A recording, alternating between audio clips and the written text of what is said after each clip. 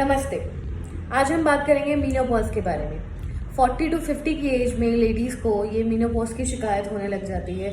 धीरे धीरे उन्हें खुद फील होने लग जाता है कि हाँ, कुछ तो है जो कम हो रहा है। तो वो हार्मोन्स हैं, ईस्ट्रोजन है, प्रोजेस्टेरॉन है, जो धीरे धीरे लाइन अप हो रहे हैं, कम हो रहे हैं, जिसके कारण हमें वेग सिम्टम्स आते हैं बॉडी में, जैसे कि हड्डियों में दर्द होना, पैरों में अचानक दर्द होने लग जाना, वजाइना में ड्राइनेस होना, या फिर बालों का पतला होना, ड्राई होना, स्किन का ड्राई होना, स्किन की प्रॉब्लम्स होना, या फिर चिड़चिड़ापन होना, मूड स्विंग्स होना, एंग्जाइटी इश्यूज होना, डिप्रेशन भी हो सकता है, मूड स्विंग्स भी हो सकते हैं। काफ़ी चीज़ें हैं। मेंसेस का इरेगुलर होना, ये भी एक शिकायत है जो चलते हुए मीनोपॉज में हम फेस कर सकते हैं। हम मीनोपॉज को कब डिक्लेयर करते हैं? जब 6 मंथ टू 1 ईयर तक मेंसेस नहीं आते हैं। इसके अलावा ये भी सारे सिम्टम्स हैं जो दर्शाते हैं कि हमें मीनोपॉज हो सकता है। आजकल हमें इतना केमिकल एक्सपोजर है और इतना डिजिटल एक्सपोजर है, जिसके कारण ये जो मीनोपॉज है वो अर्ली हो गया है। मतलब 40 to 55 तक होता था, अब 40 से पहले भी हो रहा है।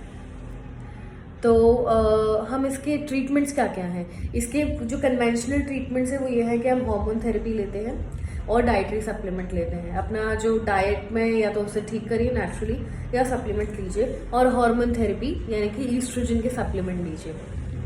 याद रखिए कि अगर आपका यूट्रस रिमूव हुआ है तो ज़रूरी नहीं है कि आपको हार्मोन्स कम होने लग जाएंगे और आपका मीनोपॉज जल्दी आ जाएगा।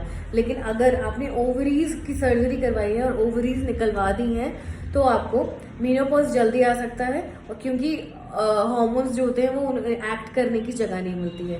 बट हिस्टेरेक्टोमी यानी यूट्रस के रिमूवल में आपको मीनोपॉज नहीं होता है जल्दी।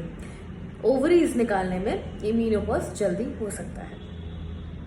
इसके बाद डाइट में क्या क्या ले सकते हैं? ऐसी चीज़ें लीजिए जिसमें कैल्शियम अच्छा हो, क्योंकि ईस्ट्रोजन हमारे कैल्शियम को मेंटेन करके रखता है। जब ईस्ट्रोजन कम होने लगता है तो हमारा कैल्शियम भी रिटेन नहीं हो पाता, जो खा रहे हैं हम निकल रहा है एवरी डे। तो कैल्शियम आपका मेंटेन होना चाहिए।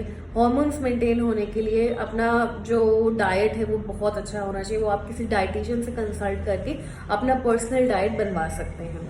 इसके अलावा मेथी बहुत अच्छा है, अगर आपको सूट करता है तो मेथी दाना, it's very very good to maintain your oestrogen levels. उसके बाद फाइटो ईस्ट्रोजन जैसे कि सोया में होता है, वो आपको नहीं लेना चाहिए। इससे हमारा जो ईस्ट्रोजन है, नॉर्मल ईस्ट्रोजन जो है वो हिंडर करता है और हमारे नॉर्मल ईस्ट्रोजन के फ्लो को हैम्पर करता है। इसलिए कम से कम सोयाबीन लीजिए। ये जो सोयाबीन के कुछ आइटम्स जो आजकल बहुत ही प्रेवलेंट हो गए हैं, वो हमें बढ़ती उम्र में कम कर देने चाहिए।